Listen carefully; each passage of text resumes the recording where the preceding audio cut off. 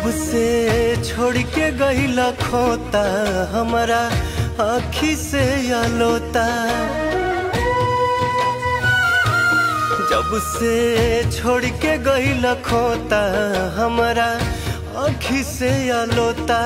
ना ओंघाई आवता मन लागत नइखे कतही हमर बाबूजी।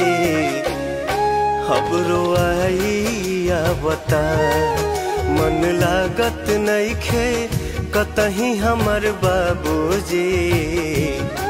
खबरो आई आवता।